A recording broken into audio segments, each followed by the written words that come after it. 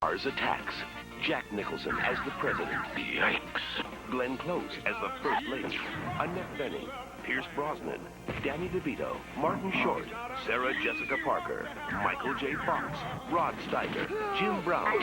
And Tom Jones. I want the people to know they still have 2 out of 3 branches of the government working for them, and that ain't bad. Mars Attacks. Now playing at a theater near you. Rated PG-13.